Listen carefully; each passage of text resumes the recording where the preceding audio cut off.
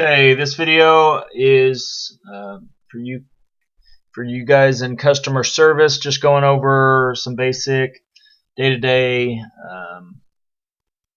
tasks that you currently perform, but also will be in the new NetSuite, and just kind of how to do them. Just going over it. Some of it'll be a repeat, but there are also some new stuff. Some of you may know, some of you may not. So this, I've already signed into NetSuite. This is my home page or my dashboard. You can always get there by clicking on the home button, the house button up here at the top. Now, all these little window things that are on here are called portlets, and you can customize it and add or remove however many you want. To take these off, you just hover over the right-hand corner of it and hit remove. For the time being, since most of these aren't set up, I just have my screen as basic as possible. So I remove everything that clutters it up that's not working right now, and just have my shortcuts and then settings. You can't remove that. So just those two items is all I have on my home screen currently. To change the layout, you just click over here and you can pick any one of these four, however you want it set up. I just usually pick this bottom one. Once we have more calendar options and maps and all this other fun stuff, it'll probably be better to choose one of the other ones, but for now it's the best way. The shortcuts, you can personalize these however you want. Right now I just have the ones I'll be using the most: sales orders, customers, items, and quotes. To personalize yours, you hover over this right hand little button right here and hit setup. Then you can uncheck or check whichever ones you want. In this case, I've unchecked a bunch and they're no longer listed here. So what I would do if I wanted a new another page listed, let's see, say I wanted to add cash sales to my shortcuts. Go to the cash sales page, go to the star up here, hit add to shortcuts. You can see it says cash sales, save, go back to my home, and then there it is right there on my shortcuts.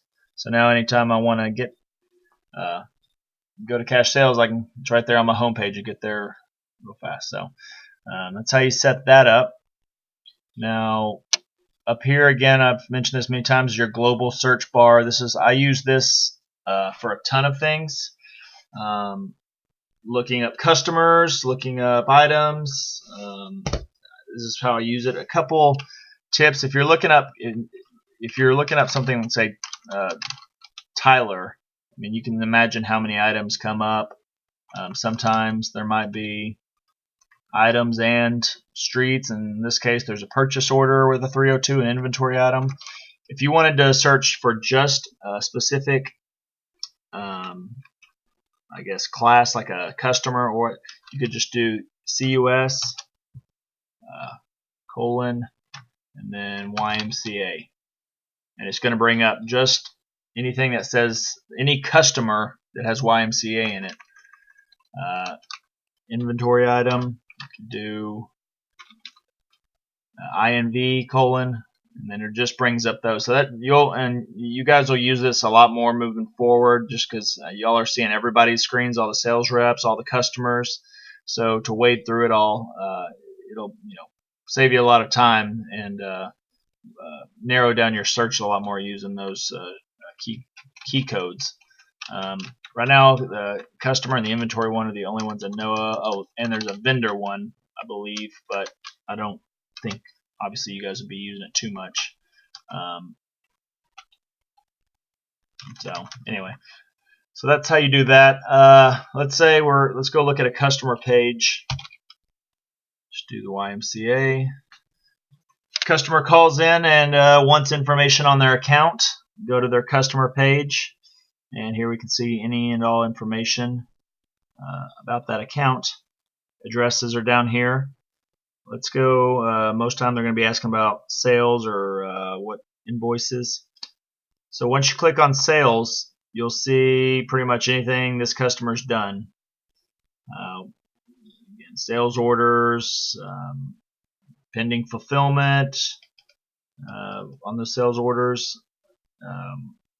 On here you can see the routes, the stop. If they call in asking where's my order, when can I expect it, you can make sure that it's entered in the system, and based off their location, when and where they can probably expect it.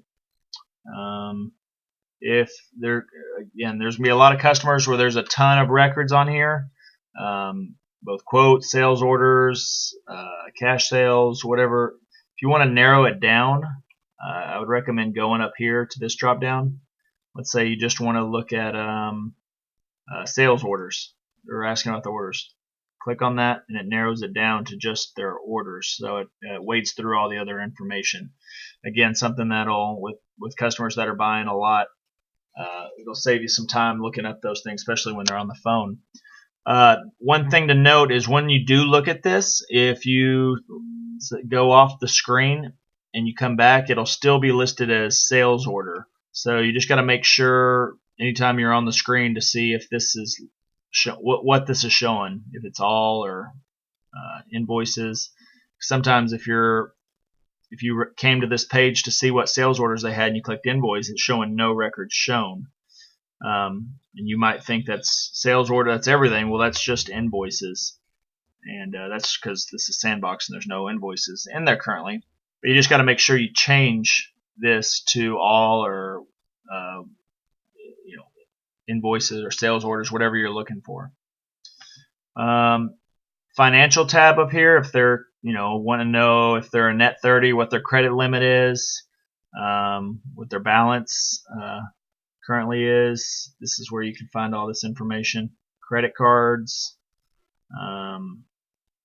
When we'll set up, some of the sales reps will be setting up pricing in the system for each of our accounts, and this is where you or the sales reps would do that, is they'd go down to item pricing and set up the items at the price levels them or their customer wants. I think this is pretty much all for. Eventually we'll have we'll do a little bit more with communication. We'll probably have a separate video just to go over all that at a later date when we get that really figured out. But we'll have different areas where you can make notes and stuff like that. Let's see. If you wanted to, let's say you wanted to, customer wanted you to send them their invoice. Since we don't have invoices in the system, I can show you using a sales order, like right here. It's the same type function, but you would just go into the invoice, and then you can do this for any documents, but you'll do it for invoices the most. And up here, you'll always see the print button. So you can hit print, and anytime you hit print, it just makes it into a PDF. So as you can see, this is what their sales order was. So if this customer was curious, what it was, we could just send them this. I mean, it pretty much looks like a bill, but it's listed as sales order. But it's the exact same way with an invoice. As if you wanted to, if they asked you to email it to them, you would just click that print button, and you could just save it to their folder and then email it to them.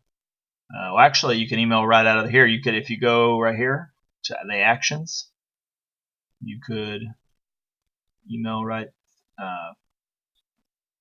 from the NetSuite account. You should anyways. This apparently took us back to the home screen, so we'll have to get that looked at. But just wanted to make sure y'all got the idea and kind of where things were. And again, that was a sales order, so I don't know that. I think it works for the invoice, but maybe not the sales order. Let's see. Yeah, and I sent the item search video out. If y'all have any questions on that, we're uploading. I think finishing tomorrow, uploading items. So that should all again be in the system and make a lot more sense on Monday when we really get in there and start searching for things. And that's true with everything. Again, with even us that are working on NetSuite, a lot of it's hard to predict or explain to everybody that's not as heavily involved. That it's really, we've tested it and we know it's going to work, but we're we just have a few accounts here and there that we test, and we just make sure the basic functions go through. But we really won't know the entire system until Monday, whenever we're able to upload everything and try it out. So there's not anybody that knows for 100% sure how everything's going to go Monday. It's we'll have some minor procedural changes, I'm sure, as we figure things out. But the more I've talked to the programmers and everything else, the more confident I am that it's gonna work. And the main issue I'm worried about is some of our older sales reps just not as used to, I guess, being on a website and entering orders and stuff like that. They're just so used to Infor. So that's generally my main concern, and why, if you guys have any questions at all, you can email me, call me, text me. For you guys in Minden, again, my name's Tyler Basinger. My email is tbasinger@dixiepaper.net. My cell phone number is 979-219-3564.